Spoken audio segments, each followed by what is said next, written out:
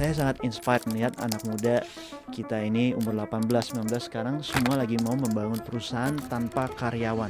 Bukan karena kita nggak mau karyawannya, tapi karena ini suatu hal yang sebelumnya mustahil ya kita berpikir mana bisa. Key value of AI itu bukan cost cutting, bukan apa, cuman sebenarnya untuk negara seperti Indonesia menurut gue adalah advantage-nya adalah untuk scaling judgment and intelligence. Harga Pokemon card kalau gue perhatiin tuh naiknya bukan hanya gara-gara entusias, it's also a lot driven because of the Chinese market sebetulnya.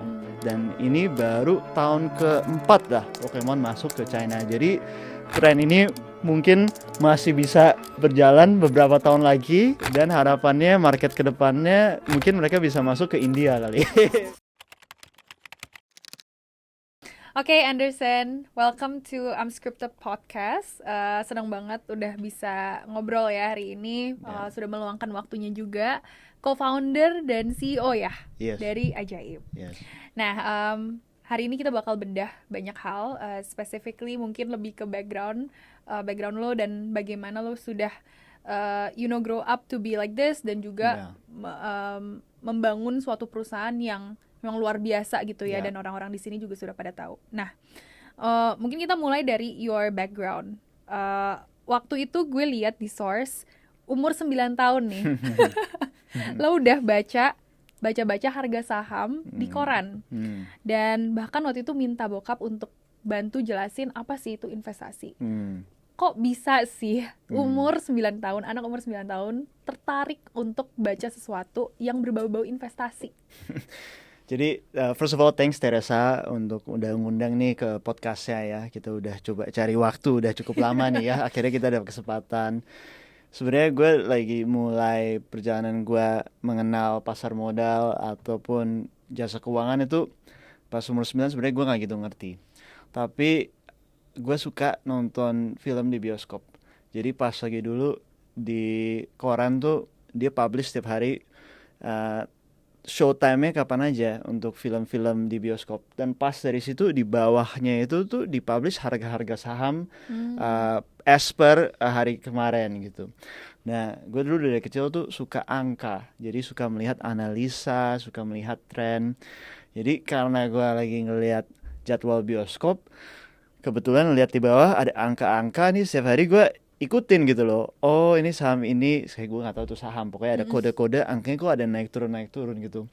Nah dari sana gue jadi mulai bertanya ini apa nih angkanya, dan mulai curiosity di sana. Jadi ini mungkin bisa dibilang dulu Broksum sebelum ada Broksum ya gitu ya. Dari koran baca soalnya gitu.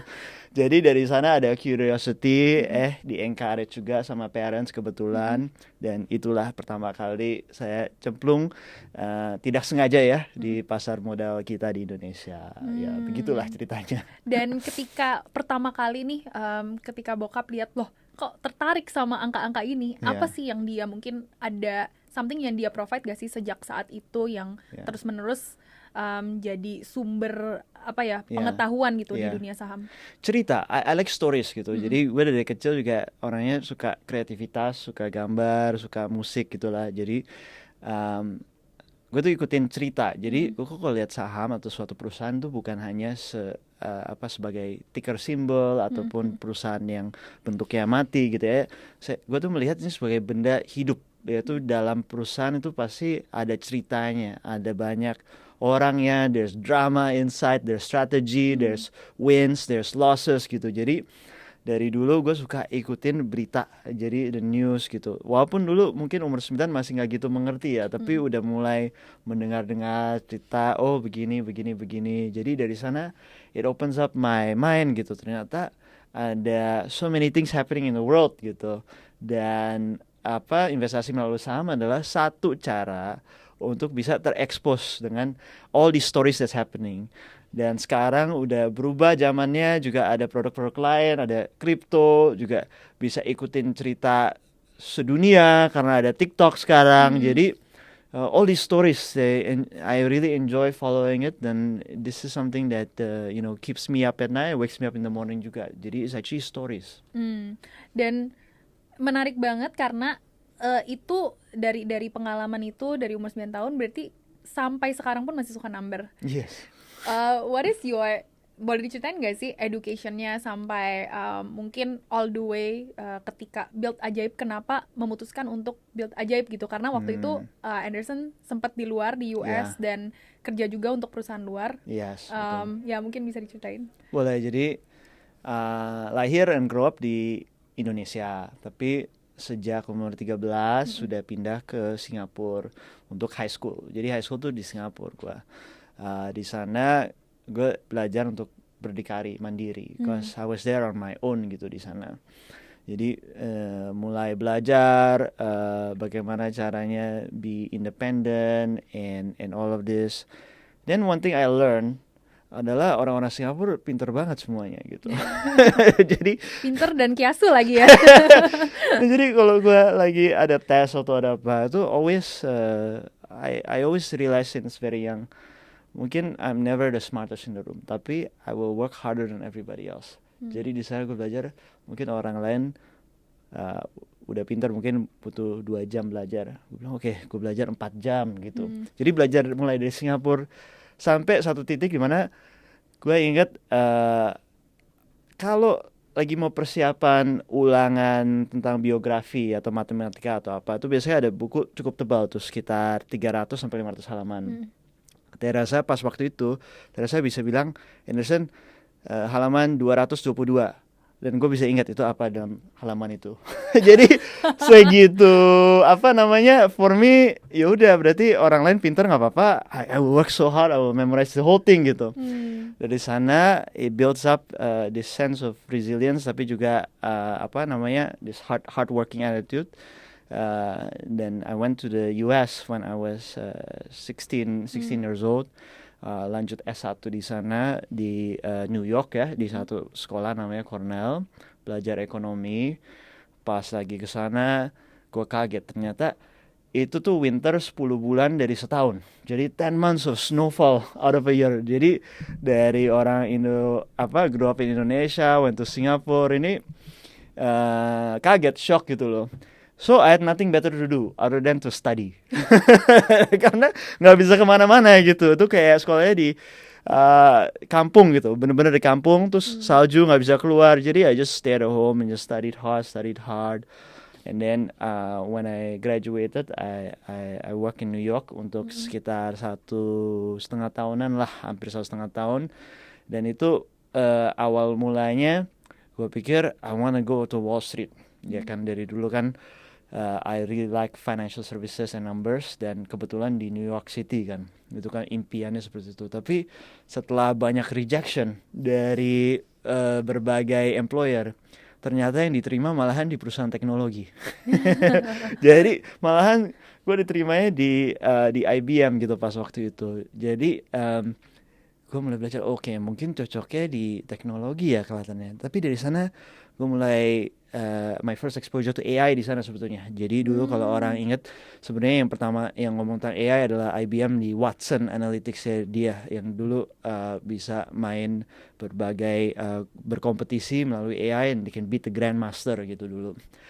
And then I went from there, and then begitu udah almost more than half my life di luar Indonesia, gue mulai merasa kayaknya gue mesti balik lagi deh ke Indonesia. Cause after all I'm Indonesian and my family is here and this is where I want to live. Akhirnya gue balik ke Indonesia sebentar, kerja consulting, terus berangkat lagi ke Amerika untuk S2.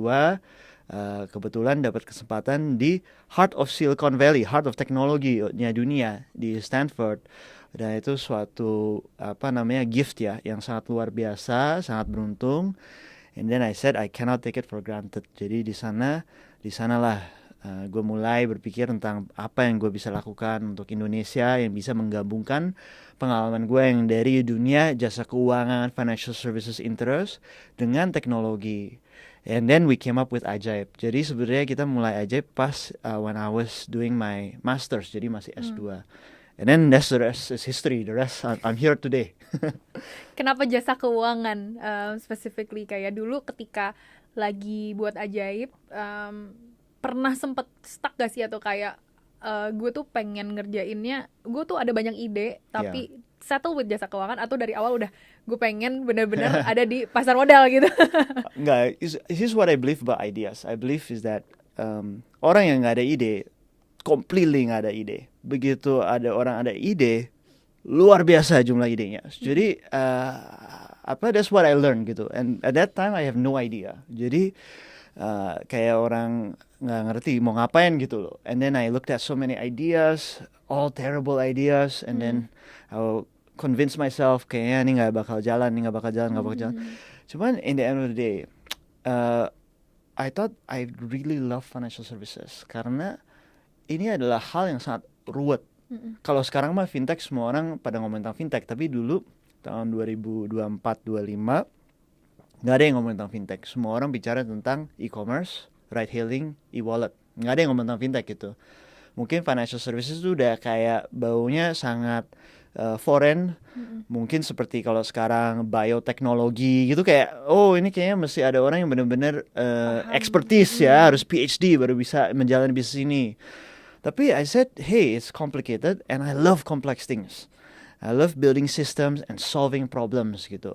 I love being useful to people and helping people. And I thought, apa lagi sih yang bisa impact seseorang sangat luar biasa other than helping them with their money. Keuangan seseorang and then helping them bisa naik kelas dari socio-economic posisi mereka.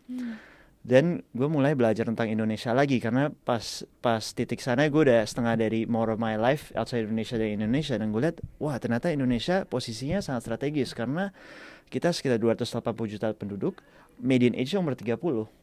Berarti setengah dari negara kita itu milenial, Gen Z atau masih anak-anak gitu, children. Dan gue juga lihat literasi keuangan kita masih rendah walaupun sudah naik sejak itu, dan penetrasi keuangan kita juga rendah. So I thought, waduh ini rising middle class kita yang kebanyakan akan anak muda Indonesia, kita harus dukung. Jangan sampai mereka selalu konsumtif, pemikirannya adalah mau belanja di e-commerce, mau ride hailing, mau jalan-jalan, mau apa. Itu kan teknologi, the first wave of teknologi di Indonesia kan gitu semua kan. Ya sudah, I think I have to do something different. That's why I say mungkin jasa keuangan, dan mungkin gue mulai dari apa yang gue bisa bantu untuk orang dalam building their future wealth. Di sanalah gue masuk ke investments gitu. Tapi itu hanya titik mulai. Habis itu we have a bigger ambition, dan kita melihat ini ada kripto lah, kedepannya ada akses ke saham luar negeri, Amerika, ataupun tadi kita ngobrol sebelum podcast ini ke negara-negara lain, dan belakang ini juga tabungan, alat pembayaran. Jadi banyak banget lah yang kita ingin membangun solusi ini untuk anak muda Indonesia. Dari sisi startup founder, mungkin sekarang udah bukan startup lagi ya, masih startup. Kita masih startup. Waktu itu ketika karena kalau dari sisi startup founder pasti yang penting itu adalah mencari solusi untuk challenge atau problem yang ada pada saat itu. Kita ngomongin financial services di mana mungkin waktu itu orang Indonesia juga masih belum terlalu banyak yang paham dan masih belum ke bridge lah ya edukasinya dan lain-lain. Apa sih mungkin masalah yang dulu itu ada di tadi rising middle class yang mungkin sampai sekarang itu masih ada? Apakah ada masalah apa yang mungkin Anderson notice? Jadi sebenarnya pandangan gue adalah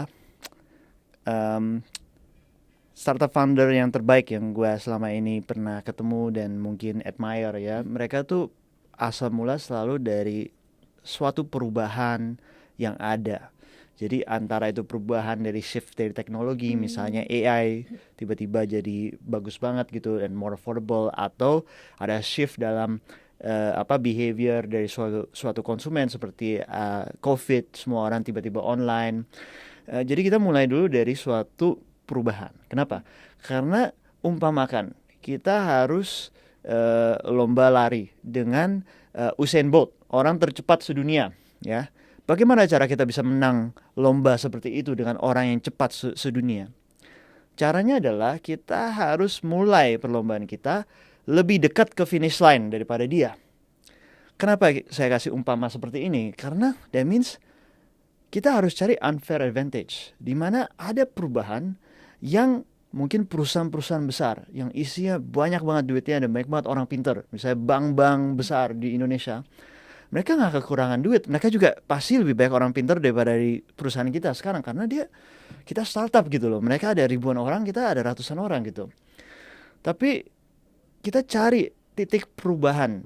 Karena dalam suatu perubahan itu pasti pemain-pemain lain akan memakan waktu untuk adaptasi. Maka dari itu kita bisa reach finish line quicker. Jadi I always say kita mulai dulu nearby the finish line. Begitu udah mencari suatu perubahan, baru kita mencari masalah apa yang kita mau tackle. So back then for us adalah kita melihat the rise of mobile and cloud computing. Ya, kalau sekarang udah wave-nya udah AI and robotics ya. Back then in 2028, 2029 adalah mobile and cloud computing. Tiba-tiba semua yang kita ingini lakukan bisa secara mobile dan dengan harga yang sangat murah karena semuanya dilakukan non-server, all in cloud hosted gitu ya. Dan saya melihat ada shift dari regulasi tahun 2019, yaitu adalah OJK pertama kalinya memperbolehkan online KYC untuk produk investasi di Indonesia. Jadi untuk pertama kalinya OJK bilang nggak usah ke cabang, bisa secara selfie lewat handphone. Begitu saya mendengar opportunity itu, saya langsung bilang I have to build this company. Karena saya mau bantu menjangkau anak muda Indonesia di daerah-daerah yang selama ini tertinggal dari segi literasi dan inklusinya. And because of that, sekarang kalau kita lihat angkanya 80% dari user base kita itu di luar Jabodetabek sekarang. Jadi benar-benar kita touch daerah-daerah Indonesia yang sebelumnya untouched by financial services. Oke. Menarik banget. Ini karena perspektifnya lumayan beda kan, biasa untuk dari segi yang biasa ini mungkin teman-teman juga sering lihat dan sering dengar gitu ya, seorang founder itu harus mencari problemnya dulu, tapi tadi ternyata cari dulu unfair advantage-nya dan juga titik di mana mereka ada sebelum di perubahan masif itu. Nah, mungkin sebelum ke financial market lah ya, aku pengen bahas mungkin beranjak dari perubahan yang tadi, yang dulu itu lebih ke sosial media, semua itu penggunaan internet, online. Sekarang itu masanya AI dan robotics. Ada gak sih hal-hal yang mungkin Anderson lihat, oke, ke depannya ajaib ini, atau mungkin whatever you're doing with bisnis-bisnis lainnya itu lebih mengarah ke sana, ke adaptasi AI dan robotics yang sekarang itu ada? Wah, there's so many things. Tapi mungkin satu komen dulu. Masalahnya kalau kita sebagai entrepreneur mulai dari titik apa masalah yang saya bisa solve, itu ada 1000 orang lain juga berpikir seperti itu. Jadi you may be able to solve your problem, tapi masalahnya orang lain juga akan copy, or maybe big companies akan melihat, oh bagus ya, gue akan copy, and you don't have a company, gitu loh. Jadi makanya dari asal mula harus berpikir dulu, apa ini shift yang saya melihat yang orang lain masih belum melihat gitu, yang terjadi di negara kita atau di segmen kita atau apapun itu adanya. Mengenai AI and robotics ya, saya sangat terinspirasi sebenarnya dengan anak muda yang ada sekarang. Mungkin yang dulu kalau saya lihat, saya umur 18, mimpinya sangat besar juga melihat teknologi seperti mobile, apalagi yang bisa masuk ke genggaman tangan kita, smartphone. Saya sangat inspired melihat anak muda kita ini umur 18, 19 sekarang semua lagi mau membangun perusahaan tanpa karyawan. That's amazing concept. Karena they're now talking about agents of agents of agents. Dia juga bisa bilang council of agents. Wow, this is all amazing for me, dan ini menjadi suatu bahan motivasi juga for me to wake up in the morning and we're playing a new game gitu. And the game changes setiap 6 bulan karena teknologinya berubah berterus-terusan. And I think Teresa, you know best karena you go to China all the time, kemana-mana. That's the best way kita bisa belajar kan tentang apa perkembangan yang ada di Amerika Serikat atau di China itu pasti 6 bulan kemudian di Indonesia. Dan mungkin karena AI dia punya cycle-nya bisa lebih cepat dari 6 bulan ya datang ke Indonesia. Kalau dulu sih kalau mobile trends itu 6-9 bulan baru datang ke sini. Jadi I'm so inspired by this trend of bagaimana kita bisa membuat perusahaan tanpa karyawan. Bukan karena kita nggak mau karyawannya, tapi karena ini suatu hal yang sebelumnya mustahil ya kita berpikir, mana bisa. Sama seperti kayak dulu kita berpikir kerja remote. Mana bisa orang nggak kantor kerja remote-nya tiba-tiba bisa gitu. Jadi I'm so inspired by all these ideas of people trying to build things with nothing gitu.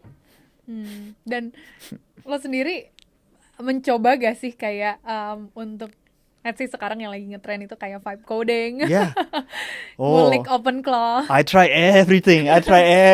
Gue kasih tau tim gue ini semua harus coba ini, harus coba ini, harus coba ini. Jadi I'm thinking sebenarnya the key value of AI itu bukan cost cutting, bukan apa. Cuman sebenarnya untuk negara seperti Indonesia menurut gue adalah advantage-nya adalah untuk scaling judgment and intelligence. Karena kita sebagai suatu negara kekurangan banyak orang di berbagai industri-industri ya. Maybe kita bisa bilang talenta di coding kita masih perlu tingkatkan kita punya kapasitas karena demand udah ada banyak gitu ya, atau di science atau in other industries itu ada banyak. Nah, bayangkan kalau kita bisa menggunakan AI untuk help us plug in kekurangan yang kita ada, sehingga kapasitas kita untuk development, kapasitas kita untuk production itu makin lebih tinggi daripada sebelumnya. Agar Indonesia bukan hanya menjadi suatu market ya yang cuman didatengin oleh asing untuk jualan barang, tapi kita juga bisa produce intelligence, produce services, dan kedepannya produce produk juga. Tapi I try everything dan OpenClaw is so amazing. It's a bit scary, tapi it's so amazing, and I can't wait to build apa ya namanya, to imagine a world di mana we can build things with very very little starting point. Yeah. Dan kedepannya tuh bakal ada, I mean ini mungkin this is like a more like what you envision. Obviously untuk AI sekarang use case-nya di market seperti Indonesia itu banyak banget, mungkin mulai dari kesehatan, edukasi. Tapi apa yang Anderson lihat AI ini bakal dipakai dan merge-nya bagaimana ke ranah financial service? Jadi sebenarnya the way that we think about AI, or the way that I think about AI itu sebetulnya AI itu bisa dipikirkan untuk berbagai hal. Pertama, kebanyakan orang tuh berpikir AI itu digunakan untuk cost cutting ya. Jadi kebanyakan aplikasi AI kalau kita dengar adalah untuk agent customer service itu udah nggak perlukan, atau operational.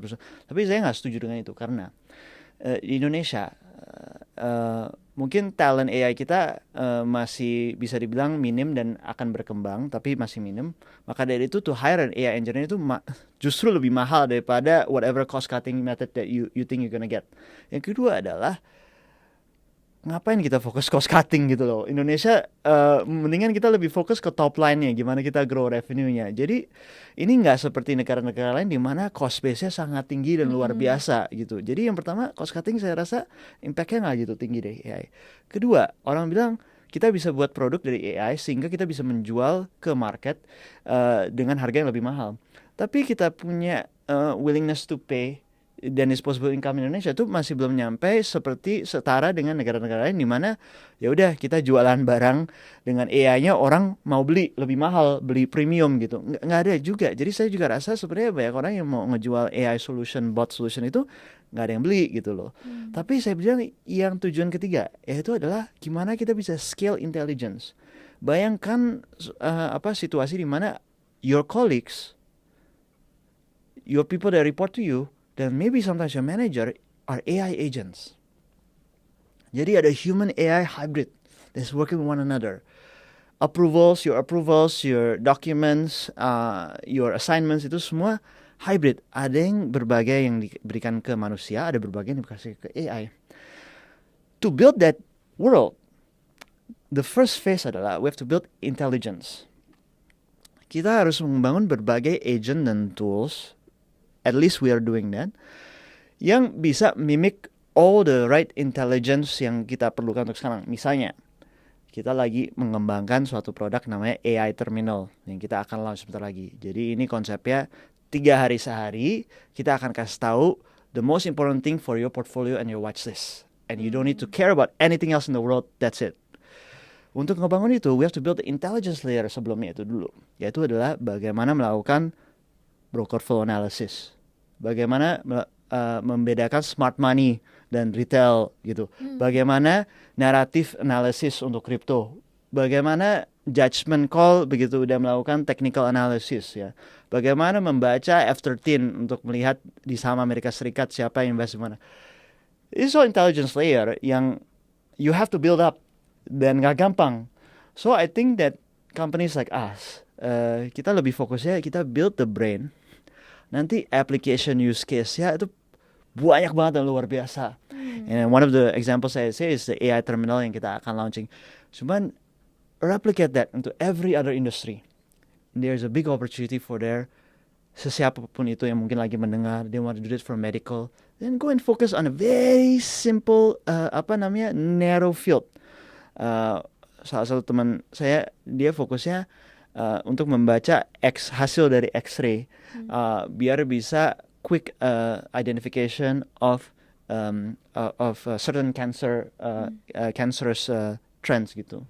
He built a multi-billion-dollar company gitu just based on that. Not in Indonesia but elsewhere. Cuman there's so many things you can do that. Cuman orang lebih sukanya ngomongin tentang ini, cost cutting, tentang revenue. Nggak fokus dulu ngebangun the intelligence layer, and everything else will follow. Oke, menarik banget. I think that is a fresh insight untuk penggunaan AI yang mungkin nggak terlalu retail banget, tapi lebih kayak harus fokus ke atasnya dulu nih. Yes. Benar-benar intelligence-nya yang Yes. yang kita juga data-datanya harusnya nggak boleh keluar gitu Iya, ya. betul sekali. Iya. Exactly right. Iya, data-datanya kalau bisa di dalam Indonesia juga untuk keperluan Indonesia juga, Yes. karena itu yang memang sekarang lagi di fight for ya. Iya. Kita Lagi udah banyaknya keluar juga betul, datanya, servernya di luar. kita udah ada banyak data center di Indonesia, ya kan. Kita jangan Indonesia hanya sebagai market ya untuk orang jualan ke dalam sini. Kita juga harus minta itu data center semua di Indonesia dong. Kan marketnya terbesar di sini. Kalau dilihat dari semua social media platform kan Indonesia pasti pengguna peringkat 3 besar atau minimum 5 besar lah gitu kan. Why not kalau mereka buat AI models, kenapa nggak di sini data centernya? Betul. Oke, mungkin ngomongin sedikit tentang finance. Tadi di luar ini, sebelum ini kita juga udah ngomongin berbagai indeks ya dari negara-negara, dan dari Indonesia. Sekarang juga ada indeks yang menarik dari China, mungkin dari Korea juga. Dalam maksudnya kondisi geopolitik yang sekarang ya, if you can answer to that, bagaimana sih mungkin persepsi orang terhadap pasar yang ada saat ini, apalagi kalau Anderson sendiri ngelihat ya banyak perspektif, ada yang dari kripto, ada dari US stocks, ada dari indeks dan lain-lain. Iya. Jadi ini bagusnya generasi kita, karena generasi kita konsum informasi itu sudah mengglobal.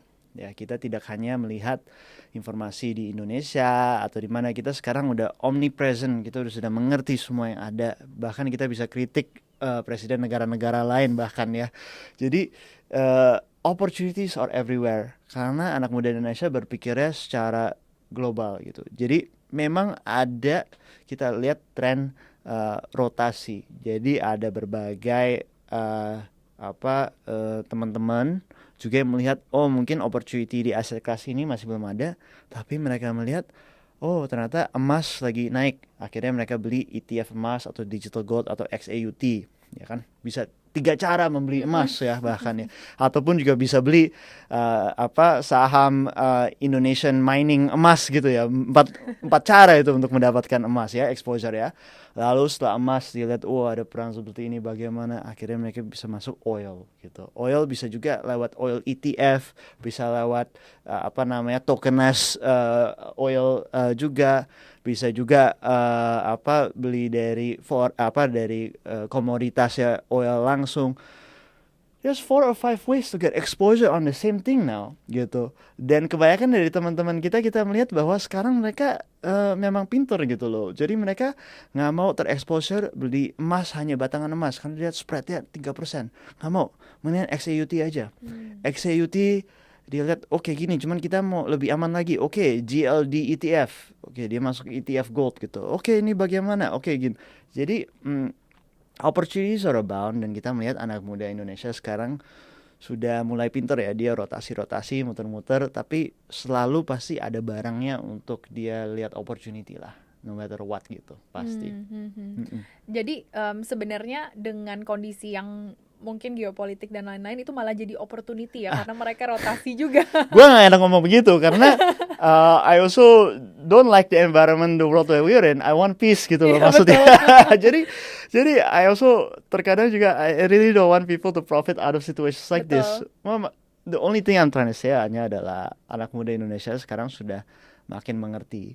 Jadi mungkin dia bukan cuma hanya invest dalam satu tren itu tersendiri, tapi dia melihat ada berbagai tren yang berjalan di dunia. Because the whole world is not just about that war that's happening gitu. Jadi ada berbagai hal yang positif juga yang terjadi di dunia kita, bukan semua negatif. Dan mereka masih bisa partisipasi dalam opportunity yang positif-positif itulah. Mungkin seperti itu kali ya. Kalau kalau Anderson sendiri personally, what is your take on, maksudnya apa sih mungkin aset yang lo bisa vouch for dan percaya kalau wah ini kayaknya bagus nih untuk dipelajari lah, at least untuk dipelajari dan coba dianalisa gitu. Belakangan ini sih gue banyak main oil and silver sih sebetulnya. Jadi oil belakangan ini ETF oil, kalau itu bisa invest di listed di Amerika ya, ETF oil, ataupun kalau di Indonesia orang mau lewat komoditasnya langsung juga silakan. Cuman kalau gue lewat oil ETF ya, ataupun silver juga gue lihat ini karena batangan emas sudah kehabisan supply-nya, bukan demand, supply-nya udah kehabisan, banyak orang mulai masuk ke silver juga. Tapi lately I've been playing those commodities, tapi juga sekarang mulai nyicil beli Bitcoin juga, jadi dollar cost averaging. Udah berjalan mungkin sekitar 2 bulan terakhir, setiap minggu dollar cost averaging terus dari Bitcoin. Sama juga saham Indonesia yang big blue chip stocks, khususnya di perbankan, is something that I've been also dollar cost averaging juga dalam waktu 1,5 bulan terakhir lah. Yeah. Ya kita semua kan lagi menunggu hasil nanti pada Mei ya. Betul. Tapi gue sih optimis sih, jadi gue udah mulai dollar cost averaging. Jadi seperti itu sih sekarang sih posisinya. Sebenarnya sama trennya juga sih dengan komoditas, tapi kenapa silver? Karena banyak yang ragu ya sebenarnya, gitu karena ya? ada yang positif, ada yang negatif. Oke. Karena dari ada yang bilang mungkin ada yang pegang dari tahun lalu dan wah tiba-tiba berapa X, kemudian kok turunnya waktu itu drop banget gitu. Karena what goes up must come down, what goes down must come up gitu loh. Karena itu juga naiknya fantastis banget kan gitu kalau masuk ya. Tapi gue sih nggak main kayak gimana ya, gue bukan ya orang yang kayak mengejar tiba-tiba bisa returnnya segitu tinggi. I think that I'm pretty diversified sih my portfolio. I take quite a bit of risk. Jadi di luar dari investment seperti ini, gue juga have a big portfolio on collectibles juga. Jadi physical collectibles juga gue pegang. Jadi I'm actually, and then I also jangan-jangan di Pokemon card juga nih. Iya, Pokemon card. Oh gitu. Yeah, I have a pretty big collection of it right now. And then I'm going into One Piece cards juga. I think that's the next thing. Maybe 5 years from now, I think One Piece cards are gonna go up. Oke, catat dulu deh. Biar bisa naik. Tapi Pokemon card lagi luar biasa. That's probably my best returning asset sih. Karena I don't know if you follow, cuma sekarang Pokemon card yang kalau ya yang graded cards ya, itu sekarang pucuknya dalam 10 tahun terakhir itu paling tinggi sekarang. Dan 1 minggu terakhir khusus ya, gue nggak tahu apa yang terjadi, itu pump-upnya tinggi banget. In the last 1 week tiba-tiba naiknya bisa tinggi banget. Cuman ya. So I actually invest in a lot of things lah gitu. Tapi what goes up must come down. Yes. Apakah itu apply juga ke Pokemon card? I think so. I think kalau kita pelajari lebih dalam lagi, harga Pokemon card kalau gue perhatiin tuh naiknya bukan hanya gara-gara entusias, bukan karena orang milenial atau Gen Z sekarang sudah menjadi managers dan have more money and can buy. Memang ada nostalgianya yang ada. Cuman is also a lot driven because of the Chinese market sebetulnya. Jadi Pokemon tuh sudah sekitar 30 tahun, 28 tahun, 27 tahun dia nggak bisa masuk ke China. Tiba-tiba 3 tahun yang lalu China merubah regulasi mereka sehingga Pokemon bisa masuk ke China. Jadi sekarang China is the largest market yang baru yang Pokemon ingin mendorong ke dalam. So there's a huge demand now from the Chinese market sebenarnya. Kalau kalian yang suka ke Jepang, suka ke Akihabara untuk beli jual Pokemon Steps kalian tuh banyak banget tuh turis Chinese yang datang ke sana, beli banyak banget Pokemon Steps dibawa balik ke China ataupun banyak yang jualan di sana.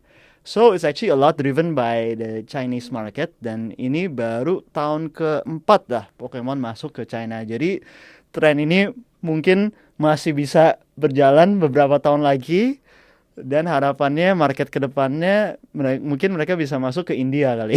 Oh, Jadi itu bisa drive oke. even more demand mungkin. Karena masih belum masuk Masih belum sekarang. masuk, dia masih belum localize language-nya ke Indian Pokemon cards gitu. Dan entusiasnya banyak juga ya pasti ya. Antusiasnya banyak juga gitu, dan ini pasti akan ada imbasannya ke kartu TCG game lain-lain. Makanya I think One Piece mungkin masih 5 tahun dari sekarang, and then yang belakangan ini sebenarnya adalah Dragon Ball cards. Dragon Ball cards itu lagi mulai naik gitu, mungkin 10 years from now kali, tapi itu. Ini kan dari kacamata investor banget ya. Investmentnya untuk 5 sampai 10 tahun yang ke depan. Iya, iya. Tapi apakah Anderson tuh tipe yang jual beli, karena sekarang tuh banyak banget yang jual beli, atau Ya. kayak Enggak, gue just masih collect? gue hold sih, hold. Terutama karena Pokemon Scar sekarang udah mulai on chain. Jadi mereka udah masuk ke on chain. Jadi kalau kalian tahu Courtyard atau project-project crypto lainnya, Courtyard is actually very big Solana. I think Solana based project very big, kalau nggak salah dari segi revenue dia bisa top 3, top 5 gitu. Mereka sekarang tuh udah membawa kartu Pokemon on chain. Jadi mereka bisa mentransaksikan secara global, all of it is tokenized real world asset yang backingnya adalah collectibles card. Dan sekarang PSA, yaitu adalah collectibles grading company terbesar di dunia, mereka sekarang udah masuk juga untuk custody PSA graded cards ya. Untuk mereka nanti kedepannya akan buka open market. Kita nggak tahu on chain atau enggak, tapi kemungkinan besar mungkin dia on chain juga. Jadi bisa bisa transaksi 24 jam 7 hari seminggu. Dan nanti kita tunggu-tunggu dia nanti bisa bikin derivatif ya Pokemon card nggak? Damn. So actually that's why I'm saying anak muda Indonesia atau anak muda dunia sekarang, the whole world is colliding together. Ya. It's colliding together. It's not one thing or another. Soon enough, everything is tokenized. And the world of crypto has collided with everything else in the world now. Itu menarik banget ya. Mungkin itu bisa jadi salah satu gateway untuk orang masuk ke kripto juga, karena memang retail facing, dan Pokemon card adalah sesuatu yang memang bisa dipegang dan physical gitu ya. Karena mungkin anak muda selama ini kayak aduh kripto tuh bingung karena di awan gitu ya. Gak ada fisiknya. Ini the on-chain of collectible cards ini membawa minat dari anak muda sedunia jauh lebih besar daripada everything else that people talk about in real world assets, mungkin kecuali dari emas ya. Maybe the gold real world assets was very big, so it's a very good adoption into that world of crypto juga ya. Tapi you're right, dengan cara ini orang mulai berpikir, oh, actually, you're talking about blockchain as technology. You're not talking about cryptocurrency untuk alat pembayaran, tapi there's real world use cases of this gitu. Yeah. Oke, last question. Tadi kita udah ngomongin kayak background financial services, market Indonesia juga, bahkan AI ya untuk adaptasinya di Indonesia dan juga globally. I usually have one question yang biasa aku tanyain juga ke guest, dan ini berkaitan dengan bagaimana sih caranya kita anak muda Indonesia itu menghasilkan uang. Apalagi mungkin untuk seseorang yang tanpa akses, tanpa network, tanpa modal. Mungkin lebih spesifiknya lagi, bagaimana sih anak muda Indonesia ini bisa menghasilkan misalnya 1M pertama? Menurut perspektif Anderson gimana?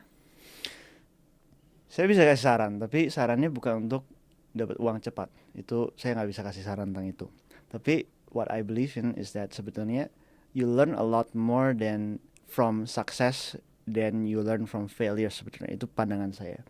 Sebetulnya kalau kita buat suatu kesalahan atau dari failure itu kita akan pasti belajar. Jadi kita ke depan harinya kita akan avoid melakukan kesalahan yang sama. Tapi when you have experience succeeding in something, itu very infectious dan itu ada momentum ke depannya. And people learn so much sebenarnya dari sukses dan doing things right. Maka dari itu I always give advice ke orang. Dalam awal mula karir, don't prioritize too much on your position seperti you're doing things that you really like. Enggak, jangan fokus on who do you admire gitu. In your surroundings yang you bisa ikutin, who do you admire that's more successful, ikutin dia. Atau lihat berbagai perusahaan-perusahaan yang dalamnya adalah karyawan-karyawan atau orang-orang yang you can admire juga, wah ini semua orang pinter banget, I think they make all the right decisions, and join that company and be there. Karena mulai dari sana you're gonna learn a lot from success of other people, and then now you're gonna know what you're gonna do next. Jadi gue dari my whole career I never prioritize anything else. Gue take a lower position, I have done that. Took a 50% pay cut, I have done that as well. Jadi gue juga nggak pilih-pilih. My first job I want to go to Wall Street, and then I went to technology, and then look, I was able to use the experience in a technology company in my first job untuk karir berikutnya gitu. Jadi you never know in life, cuman yang penting adalah be where you admire other people gitu. Dari sana everything else should take care of itself lah gitu. Interesting perspective. Karena benar-benar banyak orang yang bilang mungkin kayak belajar dari kegagalan ya, belajar dari sana. Tapi mungkin ada satu poin penting juga di sini, we are who we hang out with. Kita kalau misalnya circle-nya juga orang-orang yang mungkin sering gagal dan tidak memprioritaskan kesuksesan, itu akan berdampak banget ke masa depan kita ya. Bukannya saya mengecilkan siapa-siapa, tapi just in my experience, actually just being around that experience, you will learn much more dari success, because success begets success from mistakes. Mistakes is okay, makanya saya juga kasih tau tim saya, mistakes is okay, but once you have it, don't dwell on it, forget about it, dan maju terus. Because at the end of the year, begitu kalian ada performance appraisal, yang saya tanya bukan apa kegagalan Anda, ya saya tanya adalah apa kesuksesan Anda. What did you achieve? That's what I will ask gitu. Okay, thank you so much, Anderson. Thank you, Teresa. Thank you. Makasih ya. Really nice meeting you Nice and meeting chatting you with too. you juga. Yes, nice being here Yes. too.